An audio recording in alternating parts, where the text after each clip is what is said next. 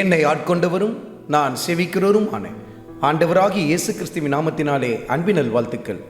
கிறிஸ்து இயேசுவுக்குள் மிகவும் பிரியமான அன்பு சகோதர சகோதரிகளே, நாளாகமத்தின் 2வது புத்தகத்தில் 15வது அதிகாரத்தில் 15வது வசனத்தை குறித்து கொண்டு தியானித்து பாருங்கள். யூதா ஜனங்களும் யூதா ராஜாவும் கர்த்தரை தேடினார்கள். கர்த்தர் அவர்களுக்கு சுற்றுப்புறத்தார் எல்லாரிடத்திலிருந்தும் யுத்தம் இல்லாதபடிக்கு இளைப்பாறுதலை தந்தார் என்பதையும் நீங்கள் பார்க்க முடியும். கர்த்தரை தேடும் பொழுது நமக்கு கிடைப்பது என்ன? இளைப்பாறுதல். இன்றைக்கு உங்களை சுற்றி ஒரே கூச்சல், குழப்பம், பிரச்சனை, போராட்டங்கள் என்று சொல்லி நிறைந்து காணப்படுகிறதா?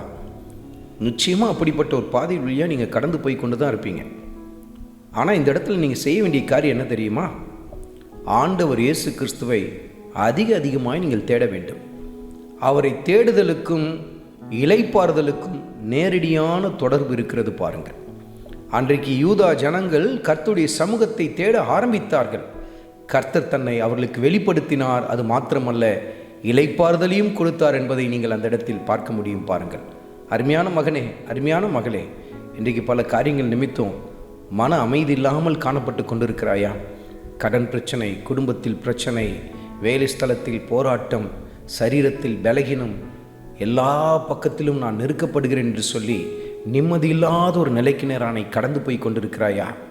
அதற்காக மனித அறிவை சார்ந்து கொண்டு இதை செஞ்சால் நல்லாயிருக்கும், அப்படி செஞ்சால் நல்லாயிருக்கும் என்று சொல்லி கடந்த நாட்களில் நீங்கள் செய்த காரியங்கள் எல்லாம் விட்டுவிட்டு ஆண்டவர் இயேசு கிறிஸ்துவின் பாதத்தை தேட ஆரம்பியுங்கள். அவருடைய சமூகத்தை நீங்கள் தேட ஆரம்பிக்கும் பொழுது கர்த்தர் உங்களுக்கு எல்லா காரியங்களிலிருந்தும் உங்களுக்கு இளைப்பாறுதலை தர ஆரம்பிப்பார் பாருங்கள். எல்லா பக்கத்திலும் உங்களுக்கு அமைதியை ஏற்படுத்தி தர ஆரம்பிப்பார். கூச்சல், குழப்பங்கள், பிரச்சனை, போராட்டங்கள் எல்லாவற்றிலிருந்தும் கர்த்தர் உங்களுக்கு ஜெயத்தை தர ஆரம்பிப்பார் பாருங்கள்.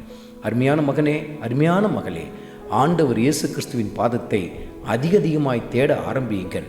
ஆண்டவர் இயேசு கிறிஸ்து தன் தெய்வீக சமாதானத்தை உங்களுக்கு தந்து உங்களை பலப்படுத்துவார், ஆசீர்வதிப்பார். ஆண்டவராகிய இயேசு கிறிஸ்துவின் கிருபை உங்கள் அனைவரோடும் கூட இருப்பதாக. ஆமென்.